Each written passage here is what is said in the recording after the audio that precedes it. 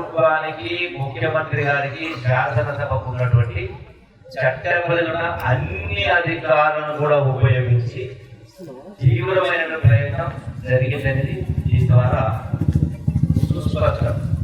రెండవది గమనించాల్సింది, ఈనాడు ఇక్కడ అందరం కూర్చొని దీక్ష చేసే పరిస్థితి వచ్చింది అంటే కాంగ్రెస్ పార్టీ ప్రభుత్వం కులగణన చేసిన కారణంగానే చర్చకు తెరలేపి న్యాయం చేయాలి అనేటువంటి కార్యక్రమం ముందుకు తీసుకెళ్ళినట్టే ఈరోజు ఈ వాతావరణం వచ్చింది. గతంలో ఎప్పుడు కూడా ఈ వాతావరణం రాలేదు.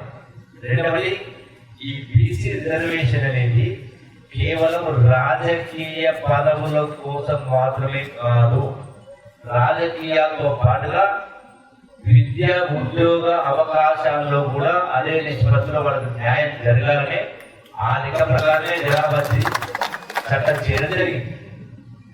ఈ చట్టం చేసిన తర్వాత కేంద్ర ప్రభుత్వం పైన ఒత్తిడి తెచ్చే దానిలో భాగంగా ఒకటి చట్టం చేయడం, రెండవది ఢిల్లీకి వెళ్ళి ఆల్ పార్టీని పిలిచి కూడా ఆ సందర్భంలో జంతర్ మంతర్ దగ్గర ధర్నా చేసే కార్యక్రమం చేసినప్పుడు దేశంలో ఉన్న అన్ని పార్టీలకు సంబంధించిన ఎంపీలు కూడా పార్లమెంట్ సభ్యులు 100 మంది పార్లమెంట్ సభ్యులు అన్ని పార్టీల వాళ్ళు వచ్చి అక్కడ మద్దతు కూడా తెలపడం జరిగింది.